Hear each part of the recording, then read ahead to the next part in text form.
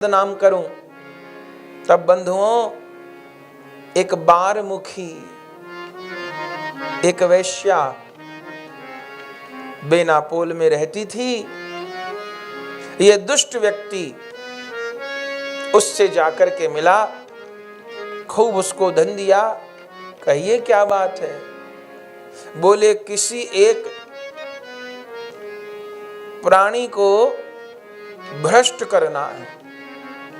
उस वैश्या ने कहा, महाराज मेरा तो काम यही है, बड़े बड़े घर उजाड़ दिए मैंने तो। कौन है? कितनी आयु है? बोले बहुत सुंदर है, नवयुवक है। अच्छा, ग्रस्त है? नहीं नहीं, विवाह भी नहीं किया, साधु का रूप है, बहुत सुंदर है, नौजवान है। अरे तब क्या देर लगेगी उसको भ्रष्ट करने में? क्या नाम है? लोग उसको हरिदास कहते हैं। कहाँ रहता है? अकेले जंगल में रहता है। अच्छा, तुम जो चाहोगी वो तुमको दूंगा, जितना धन चाहोगी वो दूंगा, बस उसको अपने प्रेम जाल में फंसा ले।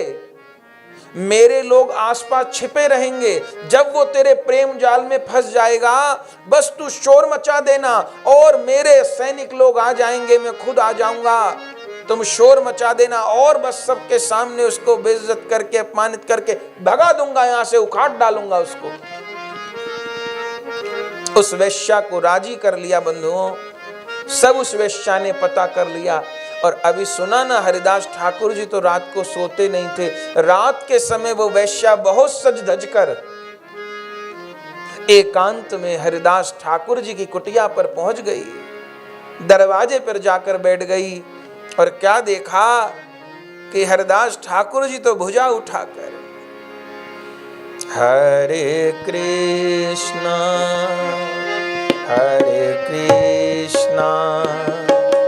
कृष्णा कृष्णा हरे हरे, हरे राम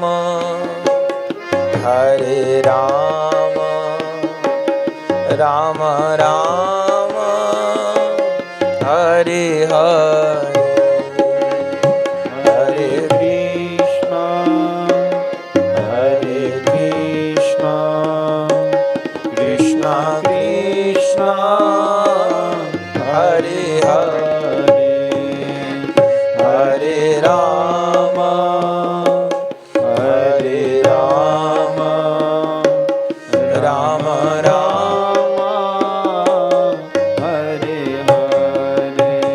एकांत में बैठे हैं, सामने तुलसी जी का दर्शन हो रहा है।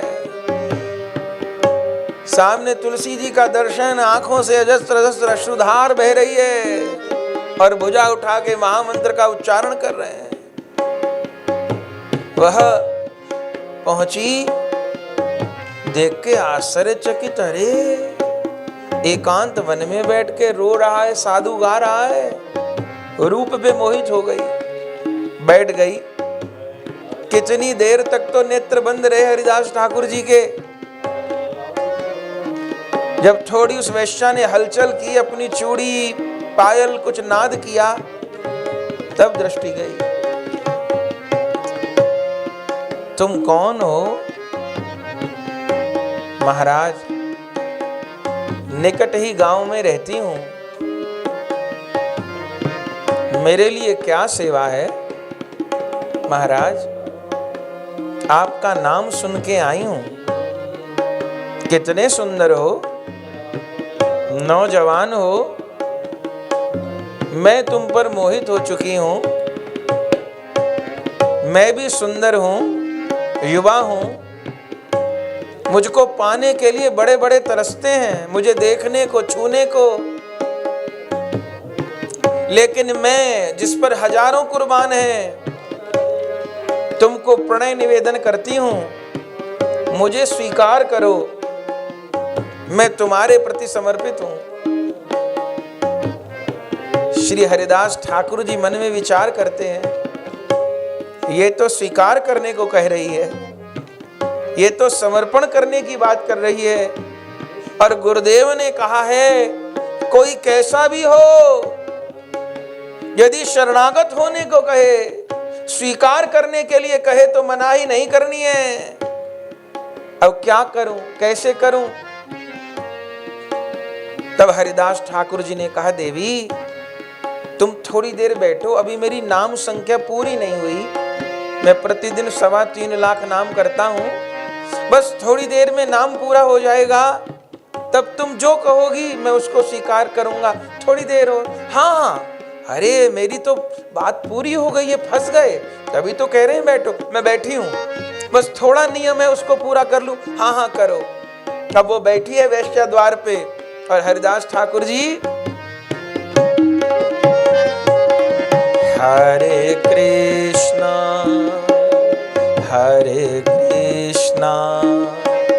कृष्णा कृष्णा हरे हरे, हरे कृष्णा नाम पुकार रहे हैं।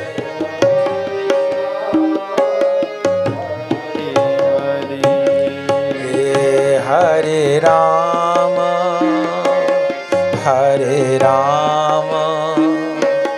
राम राम हरे हरे, हरे राम हरे राम राम राम हरे हरे। बंधुओं, सारी रात बीत गई नाम करते करते। वो वैश्या भी बेसुध होकर के सुनती रही और हरिदास ठाकुर तो बेसुध होके नाम करते ही थे। अब नाम पूरा होगा, अब नाम पूरा होगा, अब नाम पूरा होगा, पर नाम पूरा नहीं हुआ। और बंधुओं, रात पूरी हो गई। अब जब सवेरा हुआ तो वो अब कैसे बात पूरी हो? वेश्या उठ करके चली गई। अगले दिन फिर रात के समय आ गई। हरिदास ठाकुर भजन कर रहे, फिर दृष्टि गई। अरे प्रणाम किया। अरे तुम कल कहां चली गई थी? अरे महाराज, आपने कहा नाम की संख्या और आपकी पूरी नहीं हुई, सवेरा हो गया। अरे बस तुम तो जानती हो, बस वो पूरा नहीं हो पाया, पर आज जरूर तुम्हारी इच्छा पूरी होगी। बस थोड़ा समय दो, अभी नाम पूरा कर लूंगा। ज्यादा माला नहीं है, माला पूरी हो जाएंगी, फिर जो तुम कहोगे वो होगा। अच्छा तो ठीक है। फिर वो वैश्या बैठ गई और फिर हरिदास ठाकुर जी का हरे कृष्णा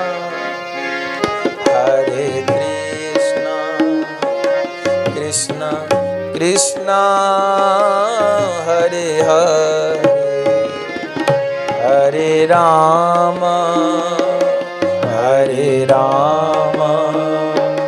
राम राम हरे हरे, हरे कृष्णा कृष्ण कृष्ण। हे गोविंद, हे गोविंद, हे श्री जी, हरे राम दया करो स्वामिनी। हरे राम राम राम हरे हरे। बस अभी मेरी माला पूरी होगी, भजन पूरा होगा, मैं तुम्हारी इच्छा पूर्ति करूंगा। बंधुओं, वह दूसरी रात भी सारी रात नाम जप और नाम श्रवण में बीत गई। फिर सवेरा हो गया, फिर वह वेश्या उठकर चली गई। दिन में वो रामचंद्र खान मिलने आया। क्या हुआ? 2 दिन हो गए। अरे उसका वो रात को वो कीर्तन करता है, जप करता है, वो पूरा नहीं हो पाया, पर उसने कहा है आज रात को तो मेरी वो 1 करोड़ वाली नाम संख्या पूरी हो जाएगी, तब वो जरूर मिलेगा। रामचंद्र खान भी बहुत प्रसन्न हुआ। तीसरी रात को फिर आके उपस्थित हुई। हरिदास ठाकुर जी तो भजन की तैयारी कर रहे थे। हरिदास ठाकुर जी ने कहा, देवी बस थोड़ी देर रुको, देखो मेरा प्रतिदिन तो 3.25 लाख का नियम है और 1 महीने में 1 करोड़ का, तो आज महीने का आखिरी दिन है, तो हिसाब किताब मिलाने का दिन है। बस थोड़ा हिसाब किताब मिला लूं, 1 करोड़ में जितनी माला पूरी है कर लूं, फिर जो तुम कहोगी वही होगा। और बंधुओं फिर तीसरी रात्रि को बंधुओं वह वैश्या बैठी है और हरिदास ठाकुर जी नाम उच्चारण कर रहे हैं, हरे कृष्णा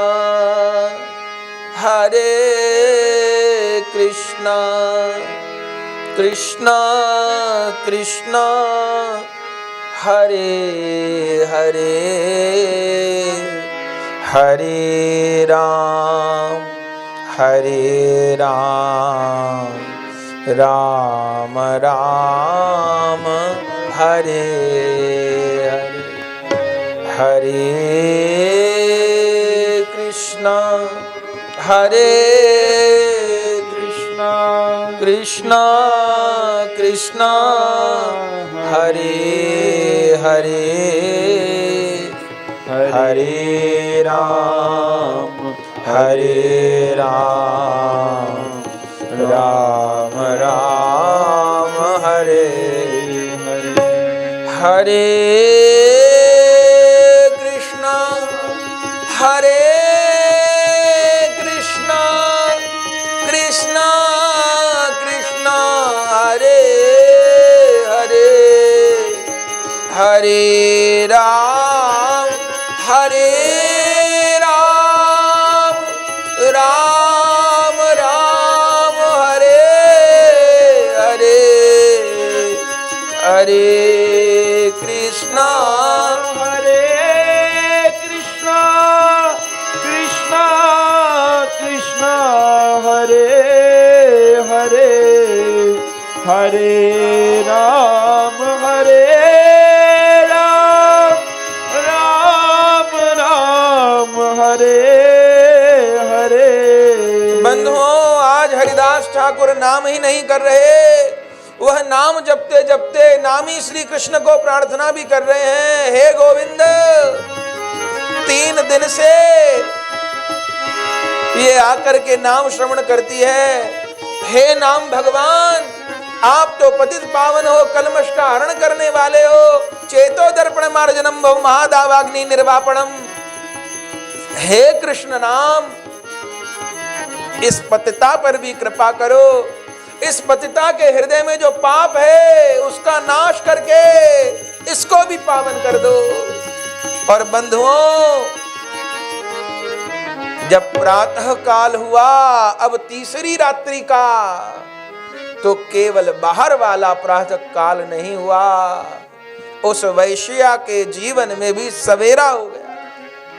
और बंधुओं वह तो अपना रंग हरिदास ठाकुर जी पे न चढ़ा पाई, हरिदास ठाकुर जी का नाम प्रेम का रंग उस वैश्या के ऊपर चढ़ गया। और बंधुओं अपने सारे आभूषणों को उतार करके फेंक दिया, अपने वस्त्रों को फाड़ दिया, अपने बालों को नोचने लगी और साष्टांग दंडवत करते हुए हरिदास ठाकुर जी के आगे लौट गई और सब स्पष्ट बता दिया, हे गुरुदेव, हे पतित पावन, मैं कोई कुलीन स्त्री नहीं, मैं नगर वधू हूं, मैं वैश्या हूं।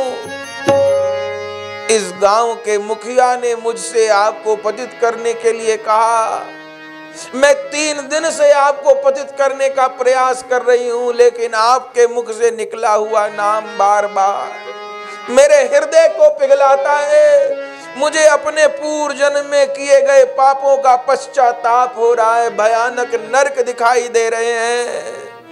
हे हरिदास, हे करुणामय, हे आचार्य, हे गुरुदेव, हे हरि के प्यारे, बताओ कैसे आनंद हो गया बंधुओं।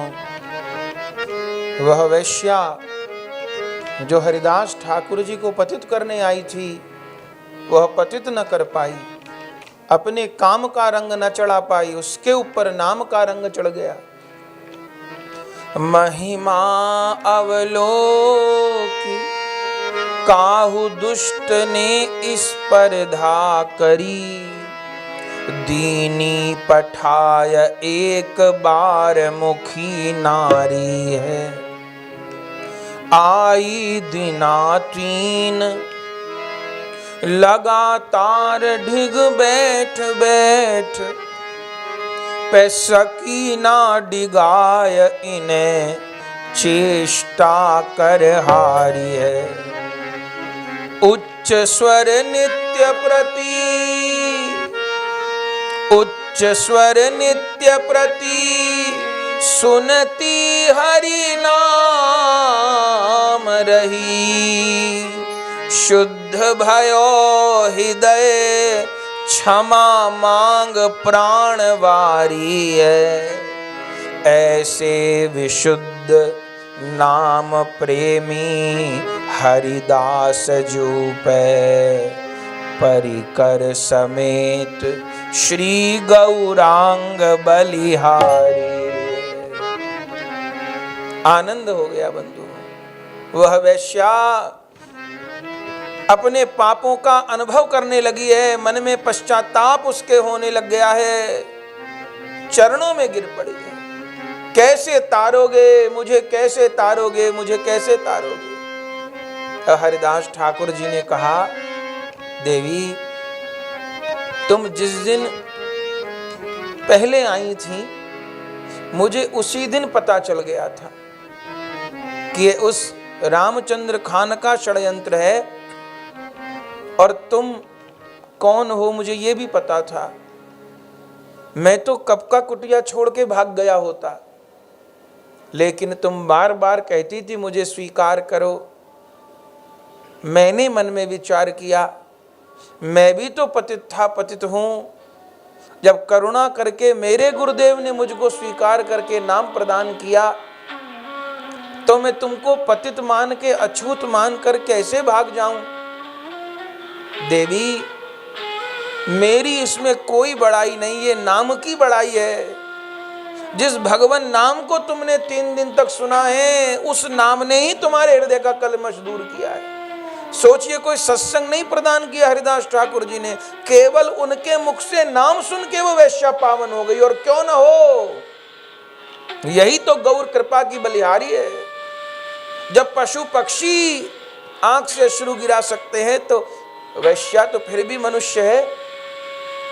देवी तुम उद्धार का उपाय पूछती हो, तो उद्धार का उपाय तो यही है, जिस औषधि को मैं खा रहा हूं उसी औषधि को तुम भी खाओ। तुम भी ये हरे कृष्ण कृष्ण कृष्ण हरे हरे, हरे राम राम राम हरे हरे, इस महामंत्र का उच्चारण करो देवी। ये महामंत्र ही इस कलिकाल में समस्त कलमश को, पापों को, तापों को, अपराधों को दूर करने वाला है, और राधा गोविंद के चरण कमल की प्रेममयी सेवा को प्रदान करने वाला है। ऐसा उपदेश किया बंधुओं। महाराज मैंने जीवन भर पाप किया, पाप की बहुत संपत्ति भी मेरे पास इकट्ठी हो गई है।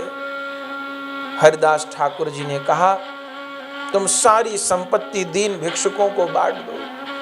बंधुओं वह वैश्या गई है, और जाकर के सारे जीवन उसने जितने आभूषण, धन, जो कुछ इकट्ठा किया था, बड़ी मशहूर, बड़ी सुंदर वैश्या थी वो, सब कुछ लुटा दिया है दीनहीन को। और बंधुओं सिर मुंडवा करके, शरीर पर एक वस्त्र धारण करके हरिदास ठाकुर जी के चरणों में आकर गिरी है। नाम का उपदेश हरिदास ठाकुर जी किए हैं, और अपनी कुटिया ही उस वैश्या को प्रदान कर दी। देवी तुम इसी कुटिया में रह के भजन करो, मैं अब जा रहा हूं। नाम का उपदेश करके अपनी कुटिया दे करके चले गए हैं बंधुओं। और ग्रंथ में वर्णन है, जिस वैश्या को भले लोग देखते नहीं थे, उस वैश्या की ये स्थिति हो गई। वह प्रतिदिन अंधेरे ही गंगा जी स्नान करती थी, और फिर तुलसी जी की सेवा करके बैठ जाती थी। प्रतिदिन 3 लाख नाम करती थी। जिसको देखने से पहले पाप लगता था, अब बड़े बड़े वैष्णव उसकी कुटिया पर आकर उसको दंडवत प्रणाम करने लगे। जैसे हरिदास ठाकुर जी को प्रेमाश्रु की धार छूटती थी, ऐसे उस वैश्या को अष्ट सात्विक विकार होने लग गए। धन्य है गुरुदेव की और धन्य है गुरु प्रदत्त नाम की बंधुओं। उस वैश्या का कल्याण हो गया। और बंधुओं, श्री हरिदास ठाकुर जी तो अब बेनापोल को छोड़कर चांदपुर आ गए और जिसने उस वैश्या को भेजा था उस रामचंद्र खान नाम के व्यक्ति का भी सर्वनाश हो गया वैष्णव अपराध के कारण। उस वैश्या पे कृपा करके चांदपुर आ गए, क्योंकि हरिदास ठाकुर जी एक जगह डटके नहीं रहते थे। चांदपुर में बलराम आचार्य जी का घर था। हम लोग रघुनाथ दास जी के चरित्र में श्रवण कर चुके हैं। ये बलराम आचार्य जी हिरण्यदास और मजूमदार गोवर्धन दास जी के पुरोहित थे, कुलगुरु थे। और इनमें ही जो गोवर्धन दास थे इन्हीं के पुत्र थे रघुनाथ जी, जो हमारे 6 गोस्वामियों में राधा कुंड वाले गोसाई जी रघुनाथ दास जी महाराज हैं, इन्हीं के पुत्र थे। तो उनके कुलगुरु बलराम आचार्य उन्हीं के यहाँ आए और बलराम आचार्य जी बड़ा प्रेम करते थे। भिक्षा करवाए और कहा आप हमारे यहाँ रह के ही भजन करो। हरिदास ठाकुर जी ने कहा मैं घर में तो रहता नहीं। तब वन में एक पर्णकुटी की व्यवस्था करवा दी। तब बलराम आचार्य जी ने कहा भोजन प्रसाद हमारे यहाँ किया करो आप, अब भिक्षा की जरूरत नहीं, आपको प्रसाद यहीं पाना है। तो पूरे समय भजन करते थे हरिदास ठाकुर जी। एक समय आकर बलराम आचार्य जी के यहाँ भिक्षा ग्रहण कर लेते थे। और बंधुओं, यहीं से तो हमारे रघुनाथ दास जी को कृपा प्राप्त हुई थी। हम रघुनाथ दास जी के चरित्र में सुनते हैं, वे गुरु जी के यहाँ पढ़ने आते थे और वहीं हरिदास ठाकुर जी का दर्शन होता था। हरिदास ठाकुर जी के मुख से भगवान नाम, हरिदास ठाकुर जी के मुख से कथा श्रवण करके ही तो महान आचार्य हो गए थे। एक बार बलराम आचार्य जी से उनके यजमान माने रघुनाथ दास जी के पिताजी, उन्होंने पूछा आचार्य जी हमने सुना है आपके यहाँ कोई महाभागवत आए हुए हैं, आप हमें दर्शन नहीं कराओगे? आचार्य जी ने कहा महाराज जरूर, वे जाते आते नहीं पर मैं ले आऊँगा उनको प्रयास करके। ठीक है, हम सबको दर्शन हो जाएगा, सभा में सबको दर्शन हो जाएगा। राजा जैसा वैभव था रघुनाथ दास जी के पिता का। एक दिन लेकर पहुंचे हिरण्यदास गोवर्धन दास जी ने बड़ा स्वागत सत्कार किया, आसन दिया, प्रणाम किया। और नाम की महिमा जब पता चला कि 3 लाख नाम करते हैं, ऐसे ही भक्त हैं, तो नाम की महिमा श्रवण करवाई, ये प्रार्थना की। हरिदास ठाकुर जी नाम की महिमा सुनाने लगे और नाम की महिमा कहते कहते ये कहा कि नाम के द्वारा मुक्ति तो लुभाव में प्राप्त हो जाती है, नामाभास प्राप्त हो जाती है, अपराधों की निवृत्ति हो जाती है, ज्ञान की प्राप्ति हो जाती है और नामाभास से जीव का मोक्ष हो जाता है। और नाम का मुख्य फल तो भगवत प्रेम की प्राप्ति है। ऐसे नाम की महिमा गाते हुए कह दिया। तो वहां पर एक गोपाल चक्रवर्ती नाम का ब्राह्मण बैठा था, जो बस नाम का ही ब्राह्मण था और किसी कर्म में वो ब्राह्मण नहीं था, वैष्णव द्वेषी था। जब उसने ये बात सुनी खड़ा हो गया बीच सभा में, जबकि सब लोग प्रेम से सुन रहे थे, खड़ा हो गया और बोला हरिदास ठाकुर क्या कह रहे हो आप?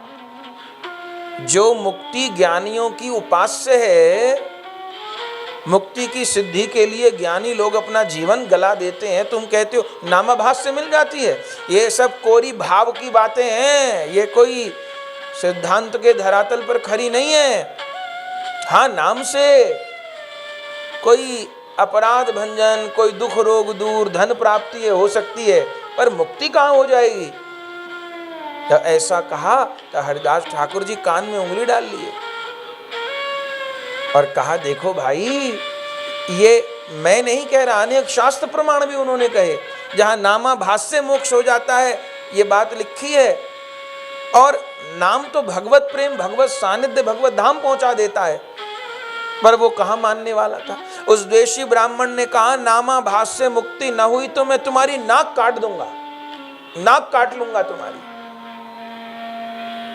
हरिदास ठाकुर जी भी आवेश में आ गए, बोले ठीक है, अगर नामाभास से मुक्ति न हो तो मेरी नाक काट लेना। अब इतनी कहा सुनी हो गई, हरिदास ठाकुर जी गुस्सा नहीं किए, पर चुनौती दी तो स्वीकार कर ली। अब इस विवाद से तो एकदम रंग में भंग हो गया, और रघुनाथ दास जी के पिता बड़े दुखी हुए। उन्होंने उस गोपाल चक्रवर्ती को तो भगा ही दिया, नौकरी से निकाल दिया, और क्षमा याचना की हरिदास ठाकुर जी से, महाराज मेरे किसी कर्मचारी ने आपका इतना अपमान कर दिया, आप क्षमा करो। हरिदास ठाकुर जी ने कहा, महाराज तरकेर गोचर नहे नामेर महत्व, कोथा हईते जानिवेक से यही सब तत्व। तर्क से नाम का महत्व नहीं जाना जा सकता। ये बेचारा ब्राह्मण नाम की महिमा नहीं जानता, तो इसने अनभिज्ञता में सब बातें बोल दी। आप दुख मत पाओ, और मेरे आने से आप सबको कष्ट हुआ, मैं क्षमा मांगता हूं, और अपनी कुटिया पर चले गए। अब हरिदास ठाकुर जी तो बात को समाप्त, यही वैष्णव का रूप है, जो कहना सुनना तो कह दिया, मन में गांठ बांध के नहीं रखी, बात खत्म हुई बात। लेकिन भक्त की निंदा की भगवान से सहन नहीं हुई। और बंधुओं, गोपाल चक्रवर्ती नाम का ब्राह्मण जो कहता था ना कि नाम से मुक्ति न हुई, नामाभास से तुम्हारी नाक काट लूंगा, 3 दिन के भीतर फल मिल गया उसको। 3 दिन के भीतर उसके शरीर में कोढ़ उभर आया, और कोढ़ भी गलने वाला कोढ़। और कहां से शुरू हुआ कोढ़? नाक से शुरू हुआ, छिपाना भी भारी। कोढ़ शरीर में फैला, वो भी नाक से शुरू हुआ, और कुछ दिन में तो सही में उसकी नाक गल गई कोढ़ से और गिर गई। शरीर के अंग अंग गलकर गिरने लग गए। तब सबको आश्चर्य हुआ, बोले भक्त अपराध करने का इसको शीघ्र ही फल मिल गया। भले शीघ्र न भी मिले, पर भक्त अपराध का फल तो जीवन में दिखता है, मिलता है। अपना अपराध क्षमा करे, प्रभु भक्त अपराध क्षमा नहीं करते। उस गोपाल चक्रवर्ती को तो दंड मिल गया, पर जब हरिदास ठाकुर जी इस बात को सुने तब उनको बहुत पीड़ा हुई। अरे मेरे कारण इतना सब हो गया, मन खिन्न हो गया। और फिर चांदपुर भी छोड़ दिए, और वहां से कहाँ आ गए? शांतिपुर आ गए। शांतिपुर से आपका परिचय है, हमारे महाप्रभु जी के प्रधान पार्षद श्री अद्वैताचार्य जी, साक्षात महाविष्णु और सदाशिव के मिलित तनु अद्वैताचार्य जी महाराज शांतिपुर में निवास करते थे। तब तक महाप्रभु जी प्रकट नहीं हुए थे। अद्वैत प्रभु जी तो महाप्रभु जी से आयु में 50 वर्ष बड़े हैं, उन्हीं की पुकार पे तो महाप्रभु प्रकट हुए हैं। अद्वैताचार्य जी के यहाँ पहुँचे, और अद्वैताचार्य जी तो हरिदास ठाकुर जी के गुरु भाई लगते हैं। वे भी माधवेंद्रपुरी के शिष्य हैं, और हरिदास ठाकुर जी भी, दोनों गुरु भाई बड़े प्रेम पूर्वक मिले और कहा अब यहीं रहिए, यहीं नाम कीर्तन कीजिए, यहीं जप कीजिए, और प्रसाद के लिए भिक्षा की आवश्यकता नहीं, यहीं प्रसाद करिए। ठीक है। हरिदास ठाकुर जी वहीं पर निर्जन में कुटी बना के रहने लगे, और शांतिपुर रहने का लोभ उनके मन में किस लिए था कि अद्वैताचार्य जी प्रतिदिन भागवत पाठ करते थे। तो अद्वैताचार्य जी के मुख से प्रतिदिन भागवत गीता जी सुनने को मिलेंगी, और नाम की साधना तो चली रही है, वैष्णव का संग मिलेगा। रहने लगे, प्रसाद अद्वैत प्रभु जी के यहाँ पाते थे। समय निकलने लगा, श्राद्ध के दिन आए। श्राद्ध के जब दिन आए तो अद्वैत प्रभु जी के पिताजी का श्राद्ध आया। तो नियम तो यही है कि ब्राह्मण को संकल्प पूर्वक भोजन करवाना चाहिए। पर बंधुओं, अपने ब्रज में भी भोजन सेवा होती है, यहाँ ब्राह्मण सेवा नहीं, यहाँ कहा जाता है साधु सेवा। भजन करने वाले साधु को पवाएं। विट्ठलनाथ जी के जीवन का प्रसंग है। एक वैष्णव आए और गोसाई विट्ठलनाथ जी को कहा, महाराज मैं ब्राह्मण भोजन करवाना चाहता हूँ, 100 ब्राह्मणों को भोजन करवाना चाहता हूँ, तो आप बता दीजिए कहाँ से इकट्ठे करूँ। विठलनाथ जी ने कहा ऐसा करो, एक वैष्णव को भोजन करवा दो तो 100 ब्राह्मण का भोजन हो जाएगा। तब उस शिष्य ने कहा महाराज अब मेरा तो 100 मूर्ति का मन था, तो ऐसा करिए 100 वैष्णवों को जिमा देता हूँ, 100 वैष्णवों को बुला ले। तब विठलनाथ जी ने कहा तो ऐसा करो, एक किसी नामनिष्ठ अनुरागी वैष्णव को जिमा दो, किसी प्रेमी संत को जिमा दो। उस शिष्य ने कहा महाराज मेरा संकल्प तो 100 का ही है, तो ऐसा करो आप 100 अनुरागी संत वैष्णव बुलवा दो। तब विठलनाथ जी ने सजल नेत्रों से कहा भैया 100 अनुरागी वैष्णव मिलेंगे ही नहीं, 100 प्रेमी संत मिलेंगे, दुर्लभ। तो श्राद्ध का अवसर आया तो ब्राह्मणों को तो निमंत्रण दिया ही, पिताजी का श्राद्ध था, लेकिन जो मुख्य भोजन था अद्वैत प्रभु जी ने वो हरिदास ठाकुर जी को पवा दिया। पहले ही जैसे रसोई बनी, ब्राह्मण भोजन तो होना है, अब उनको खबर नहीं आज श्राद्ध है, तो जैसे हरिदास ठाकुर जी आए, अरे ठाकुर जी को भोग लग गया, और जो प्रथम भोजन जो श्राद्ध का कराना था वे हरिदास ठाकुर जी को करा दिए। और इधर जाने कैसे खबर लग गई ब्राह्मणों को, और महाराज तब तो सबने एका कर लिया, कोई नहीं जाएगा अद्वैत के यहाँ पर। बोले क्या हुआ? बोले श्राद्ध पिताजी का, और किसको खिला दिया पहले? उस हरिदास को, यवन न जाति का पता न बिरादरी का पता, यवन कुल में उसका जन्म हुआ, पवा दिया उनको। अब ब्राह्मण लोग भोजन करने पहुंचे नहीं। अद्वैत प्रभु जी को पता चला, तब बहुत अनुनय विनय करके बुलाया और भक्त महिमा भी समझाई, पर महाराज सारा ज्ञान पोथी पढ़ के नहीं हो जाए, दुनिया में पढ़े लिखे मूर्ख भी बहुत हैं, बिना पढ़े लिखे ना समझदारों चल जाए, पढ़े लिखे भी ना समझदार बहुत होते हैं। केवल पोथी से ज्ञान नहीं मिले, गुरु बिन होई की ज्ञान, बिन गुरु शरणागति के ज्ञान नहीं होता। बहुत अनुनय विनय किए, नहीं माने। जब बहुत कहा तब अद्वैत प्रभु जी से इतने बात हुई कि चलो कच्चा दे दो, बना हुआ तो पाएंगे नहीं तुम्हारे घर का, तो भ्रष्ट हो गए, आज नहीं कभी नहीं पाएंगे, अब इसी मुसलमान को ही जिमाओ तुम। तब कच्चा सामान सब ब्राह्मणों को दे दिए। ब्राह्मणों ने सोचा चलो घर पे जाके बना लेंगे, अब वे तो चले गए। इधर जब आए तब हरिदास ठाकुर जी ने अद्वैत प्रभु जी को कहा आपने मुझे क्यों प्रसाद करवा दिया, इतनी आपको सुननी पड़ गई, सारे नगर गांव में लोग निंदा कर रहे हैं, मुझ पापी को आज आप नहीं बुलाते, और मुझे तो सबकी बची जो झूठी पत्थर फेंकते हो वो दे दिया करो। अद्वैत प्रभु जी ने कहा नहीं नहीं, ये पतित मूर्ख हैं जो भक्त की महिमा नहीं, मुझे पता है भक्त की कितनी महिमा है।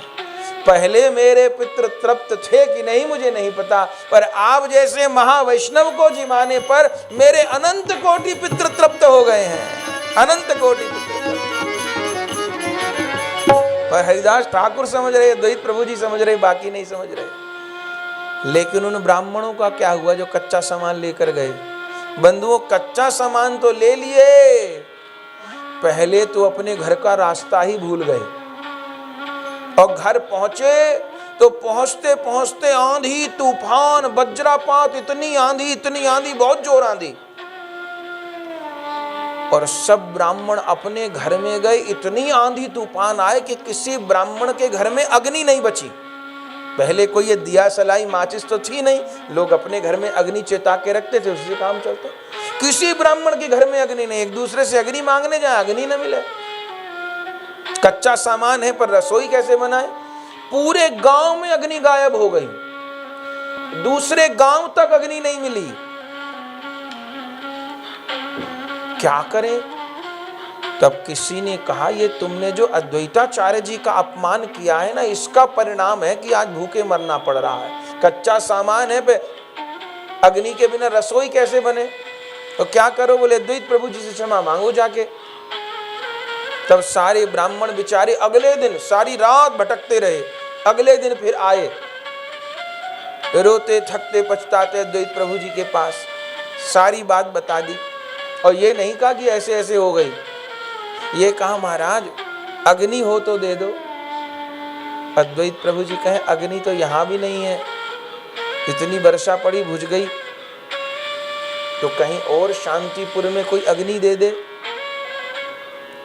अद्वैत प्रभु जी ने कहा ठीक है चलो मेरे साथ। तब उसी समय उन सब ब्राह्मणों को लेकर कहां गए, जहां निर्जन वन में फूस की कुटिया में हरिदास ठाकुर भजन कर रहे थे और मेहा पड़ रहा है जोर जोर से। और जब हरिदास ठाकुर जी की कुटिया के भीतर गए तो क्या देखे कि कोने में अग्नि जुड़ी हुई है, अग्नि विराजमान है कोने में बंधु। तब सब ब्राह्मण चरणों में गिर पड़े। तब अद्वैत प्रभु जी ने समझाया, भैया जात पात पूछे नहीं कोई, हरि को भजे सो हरि का। आप लोग इतने सहस्त्र नाम पाठ करते हो, आपने नाम की महिमा नहीं पढ़ी। आप यवन यवन कहकर